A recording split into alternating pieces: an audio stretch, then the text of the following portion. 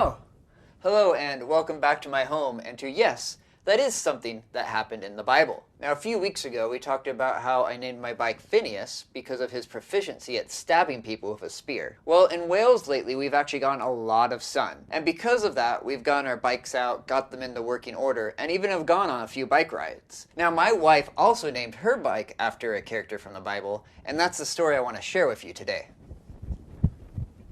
Last week we began our journey through Judges. Now Judges is named after the 12 judges that are the main characters of the book. But if you only focus on those 12 judges, you get to miss out on some of the most fun characters that you find in the Bible. One of those characters is who my wife named her bike after, which again is the highest honor anyone can receive, is Jael. She is notable because she killed a sleepy man by driving a tent peg through his head. Let's begin. So this is the scene. We're back in ancient Israel. Ehud, who we talked about last week, just recently passed away, and it doesn't take Israel that long to conveniently forget that there was a God that saved them 80 years ago. Shocking, I know. So God's like, fine, you guys take care of yourself. And it doesn't take too long for this bro named Jabin, the king of Canaan, to come in and conquer them. Now Jabin's army is led by this other bro named Sisera, and the army has 900 chariots which they use to torment Israel. Now at the time that this is all going on, there's this prophetess named Deborah, and she goes and grabs this guy named Barak and is like, God wants you to get an army together and go fight Canaan. So Barak goes and he gets his army together and he tells Sisera, come at me, bro. And Sisera's like, oh no, you didn't. Sisera and his chariots seem to get stuck in the mud.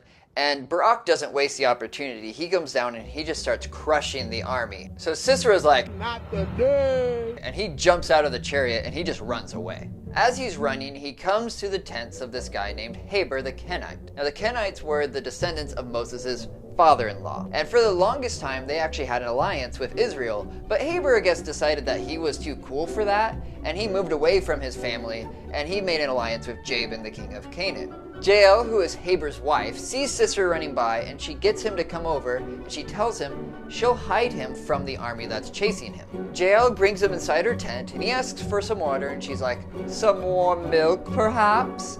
And then she also hides him under a blanket and he tells her, hey, stand by the door and if anybody comes, just tell them nobody's in here.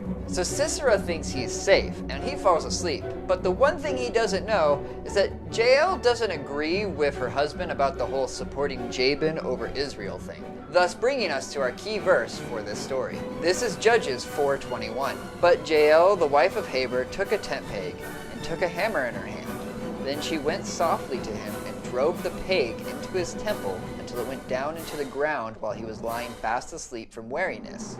So he died. Let's unpack this. First, let's talk about the tent peg. Now, the tent peg wouldn't have been like that small skinny thing that you use when you go camping today. You gotta remember, tents back then, that was their house. So these tent pegs were thick. They're like the nails that you see in train tracks. Also, Jael didn't just like hit him once. She kept driving that thing down until it went all the way into the ground. It would have taken a lot of effort. I guess what I'm saying is, Jael was jacked. Secondly, can we talk about how much of a ninja move this was? She draws him in with this false sense of security, waits till he gets to a point where he's completely defenseless, and then drives the point home. Now there's this whole genre of games that I really enjoy called social deduction. They're all about how each person has a secret role and you're trying to figure out who each person is.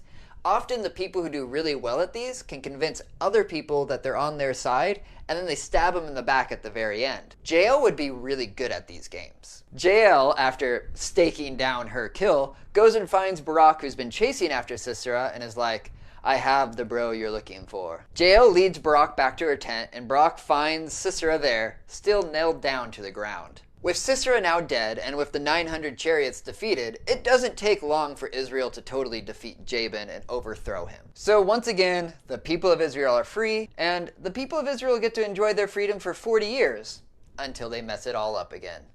The end.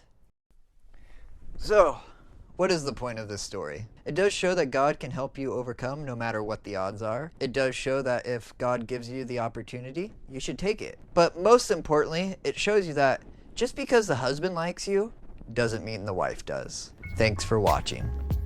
If you enjoyed this, please like and subscribe. If you have a story that you would like for me to share, please leave that in a comment below. If you'd like to see the video about Phineas, the man I named my bike after, you can see that over there. And if you would like to see the video from last week about Ehud, you can watch that below. Thanks again for watching, and I'll see you next week. Out.